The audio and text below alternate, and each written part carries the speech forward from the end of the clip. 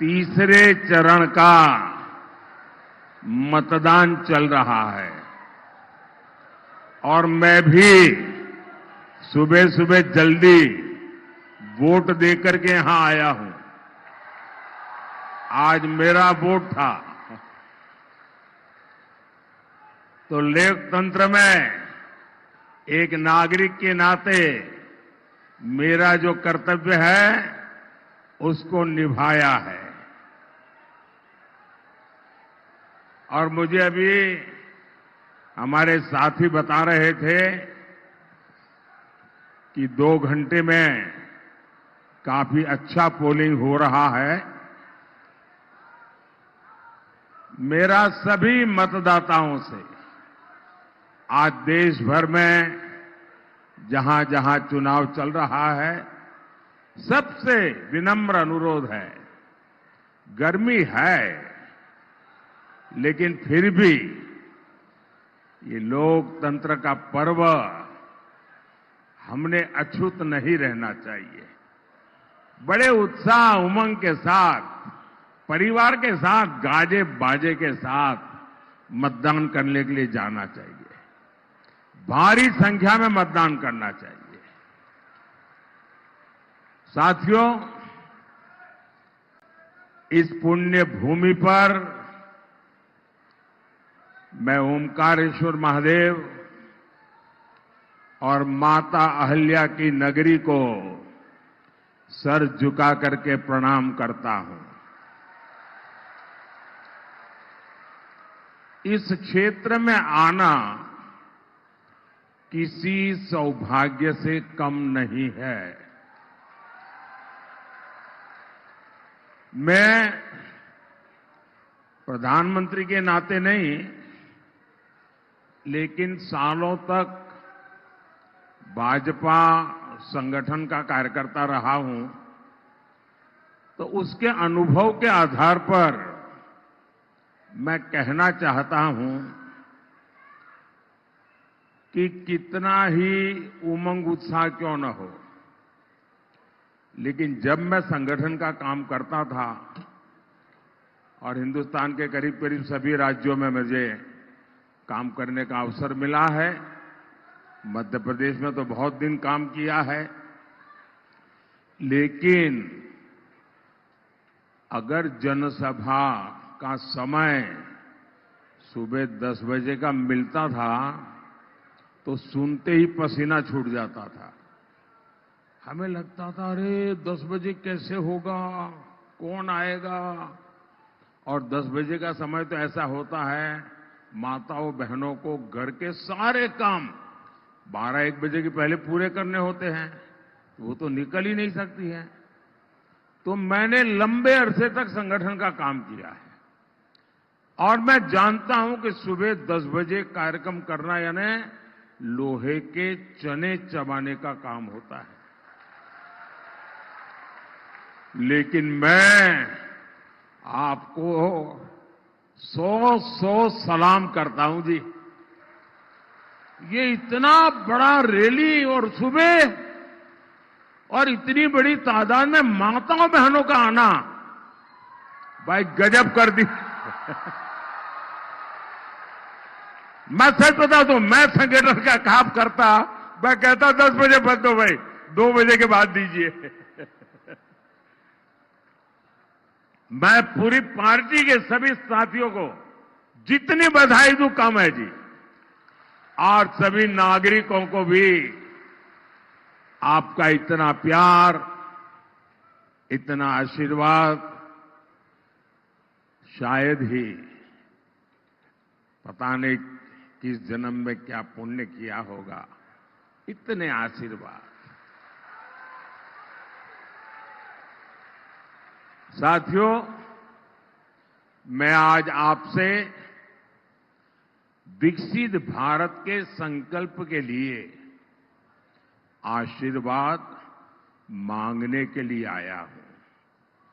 और हम जो नर्मदा के तट पर रहते हैं ना, वो तो दिन में कितने ही लोग मांगने के लिए निकलते हैं, लेकिन किसी को भी निराश नहीं करते हैं। ये माता नर्मदा की कृपा है। सदियों से क्रम चला है। कभी भी नर्मदा तट पर रहने वाला मांगने वाले को निराश नहीं करता है जी। और मैं आज आपसे मांगने आया हूं। आपको याद होगा, मैंने लाल किले से कहा था, सबका प्रयास। याद है ना? देश सबके प्रयास से, सबके परिश्रम से ही आगे बढ़ेगा। अगर आज देश चल पड़ा है, आगे बढ़ रहा है, तो ये आप सबके प्रयास से, देशवासियों के प्रयास से हुआ है। यहां इस रैली में आए हुए आप सभी को भी मैं देश को आगे बढ़ाने में आपके अमूल्य योगदान के लिए बहुत बहुत आभार भी व्यक्त करता हूं, बहुत बहुत बधाई भी देता हूं। गांव में, शहर में आप जो दिन रात मेहनत करते हैं, जो पसीना बहाते हैं, वही देश की ऊर्जा बढ़ाता है। और जब इसे आपके एक वोट की ताकत मिल जाती है, तो कायाकल्प होने लगता है। साथियों,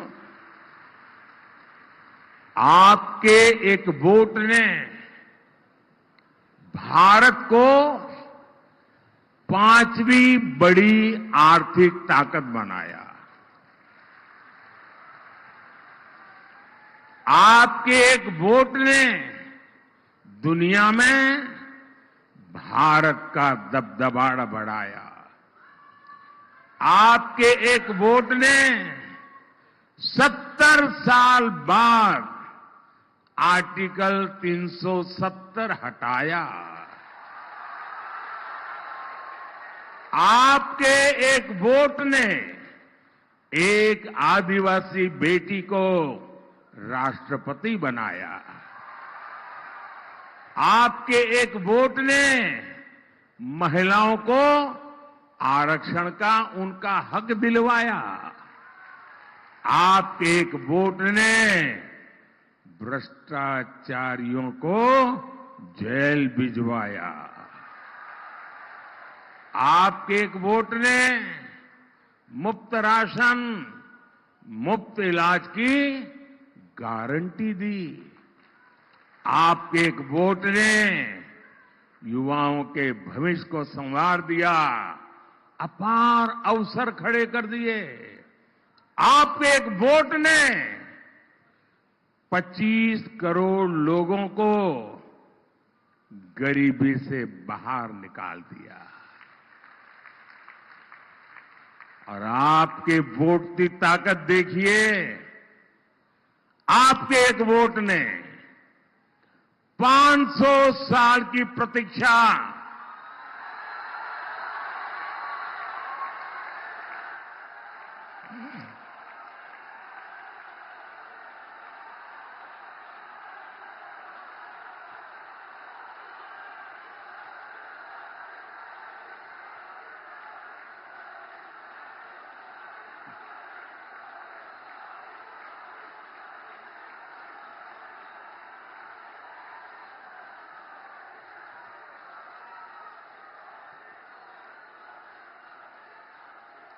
पांच सौ साल की प्रतीक्षा खत्म करके भगवान राम का भव्य मंदिर बना दिया। तो बोलिए जय श्री राम, जय जय श्री राम। और साथियों, ये तो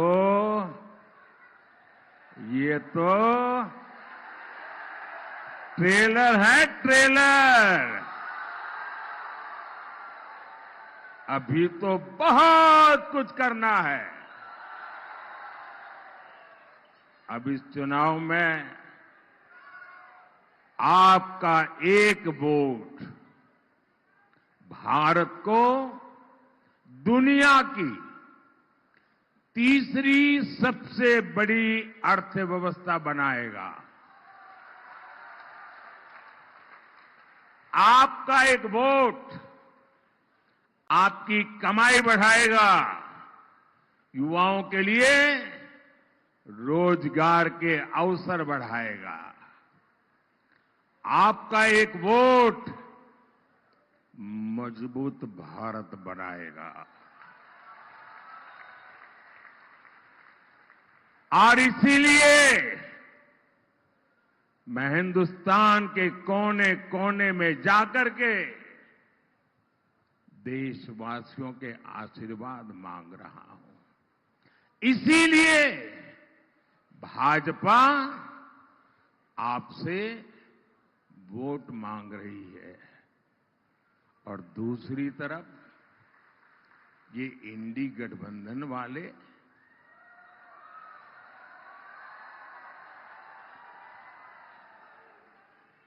किसके लिए चुनाव लड़ रहे रे?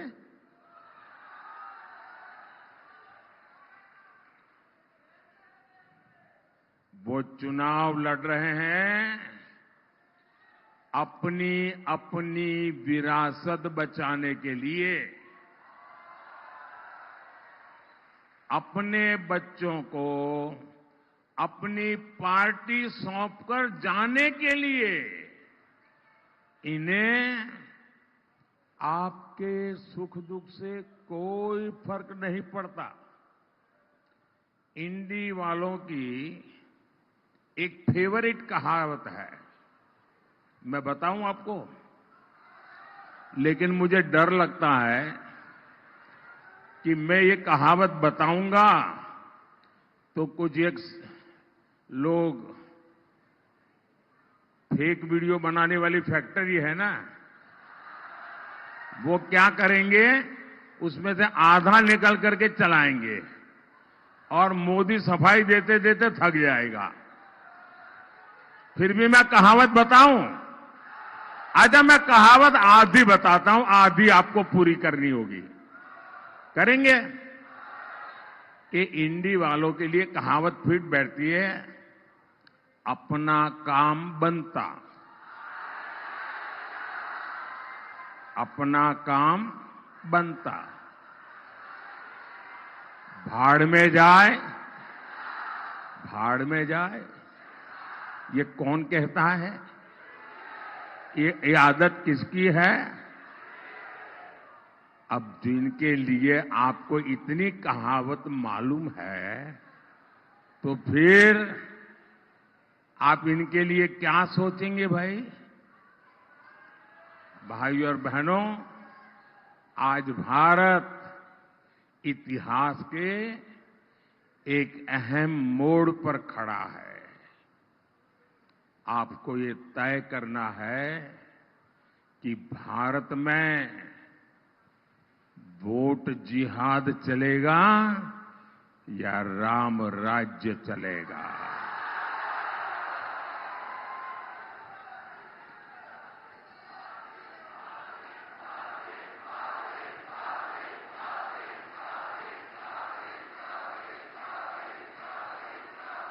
देखिए वो प्यारी प्यारी गुड़िया वहां से हाथ ऊपर कर रही है, शाबाश।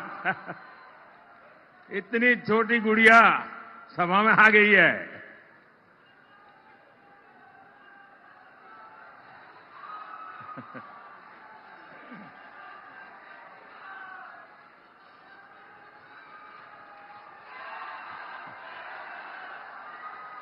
देखिए ये 2047 का वोटर है।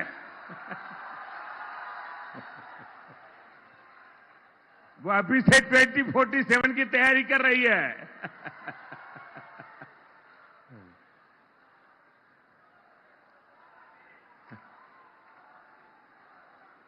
साथियों,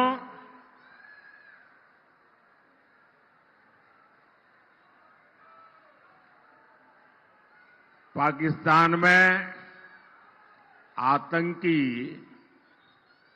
भारत के खिलाफ जिहाद की धमकी दे रहे हैं और यहां के कांग्रेस के लोगों ने भी घोषणा कर दी है, मोदी के खिलाफ वोट जिहाद करो।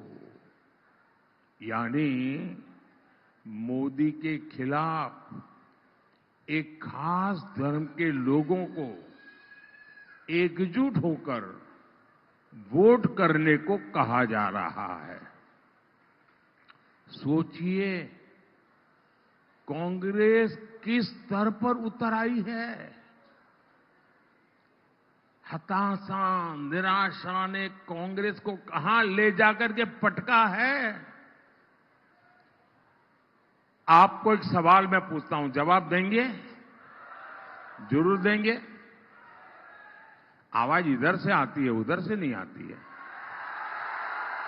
ये मीडिया वालों को छोड़कर के सारे लोगों ने आवाज देनी चाहिए, इनको परेशान नहीं करना चाहिए।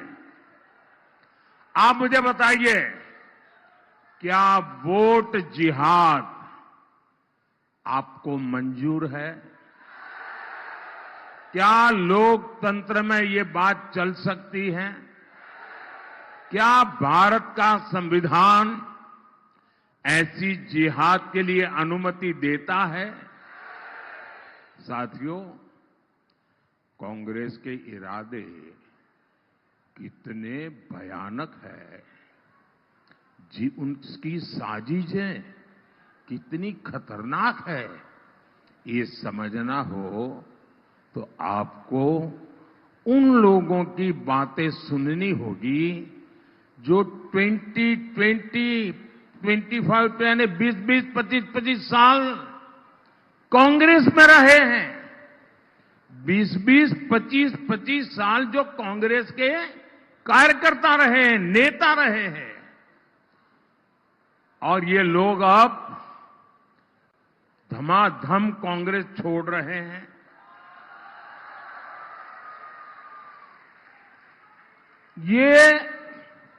ये कुछ अजीब सी बात है जी। और वो बाहर आकर के खुली हवा में सांस लेते ही कहते हैं, बस अब और नहीं, इनफ इज इनफ। अब इनकी बातें सुनिए। एक महिला ने कहा कि मैं राम मंदिर गई तो उसको इतना टॉर्चर किया, इतना टॉर्चर किया कि उन्हें कांग्रेस ही छोड़नी पड़ गई। एक और व्यक्ति ने कहा कि कांग्रेस पर मुस्लिम लीगियों और माओवादियों ने कब्जा कर लिया है। तीसरे ने एक और गहरी साजिश से पर्दा उठा दिया। उन्होंने कहा कि कांग्रेस के शाहजादे का इरादा राम मंदिर पर सुप्रीम कोर्ट के फैसले को पलटने का है। जैसे शहजादे जी ने, पिताजी ने सहबानो केस में सुप्रीम कोर्ट का फैसला पलटा था, वैसे ही कांग्रेस राम मंदिर का फैसला पलटने के लिए सोच रही है। चौथे व्यक्ति ने तो ये भी सनसनीखेज खुलासा किया है, कहा कि ये लोग पिछले 2 साल से एक बड़ी साजिश में जुटे हैं। ये जो कांग्रेस से निकल के आए बोले, मैं इन्हीं की बात बता रहा हूं जी। कांग्रेस में चर्चा हुई है कि मोदी को भ्रष्टाचार का आरोप लगा नहीं सकते। कितना ही चौकीदार चोर बोलो, कोई मानने को तैयार नहीं है। मोदी को देश की सुरक्षा के मुद्दे पर, आतंकवाद के मुद्दे पर कोई आरोप नहीं लगा सकता है। आतंकी हमले करती है, पाकिस्तान तो निर्दोष है। क्या ये देश का नागरिक ऐसी बातें सुन सकता है क्या? हमारी सेना का ये अपमान है कि नहीं भाई? कांग्रेस के एक और बड़े नेता ने, उनकी बेशर्मी देखिए, उन्होंने कहा कि मुंबई आतंकी हमले में भी पाकिस्तान का हाथ नहीं था। क्या आप इस बात को मानते हैं क्या? कोई मानेगा क्या? अरे दुनिया के किसी देश का व्यक्ति मानेगा क्या?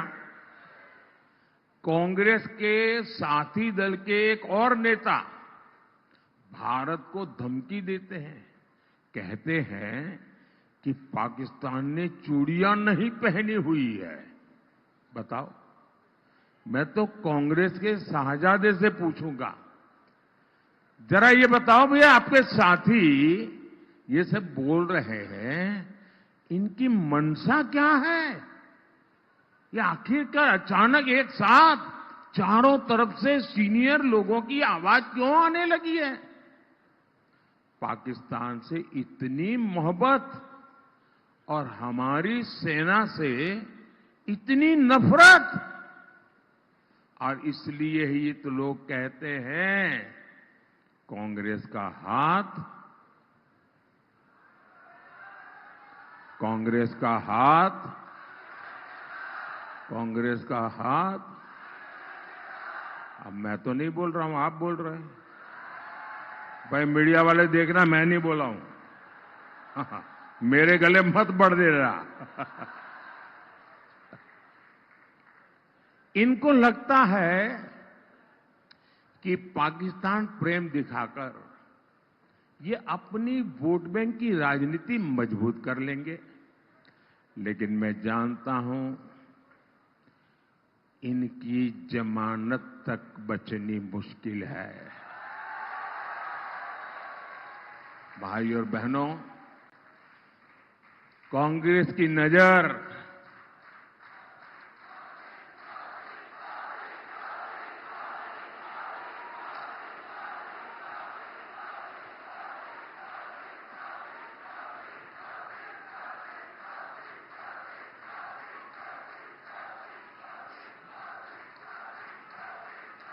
कांग्रेस की नजर आपकी कमाई और आपके आरक्षण पर पड़ी है।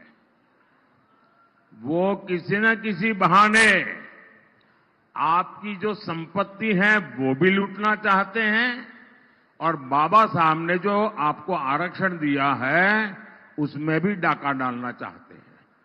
मैं समझाता हूं कैसे। तुष्टीकरण के लिए कांग्रेस एससी, एसटी, ओबीसी के हक का जो आरक्षण है वो धर्म के आधार पर लूट चला करके बांटना चाहती है। अब ये कोई हवाबाजी नहीं, उन्होंने किया है। कर्नाटका में उनकी सरकार है कांग्रेस की। कर्नाटका में क्या किया? उन्होंने रातों रात एक हुक्म निकाला, फतवा निकाला, सरकारी हुक्म, और रातों रात थप्पे मार करके बना दिया। क्या?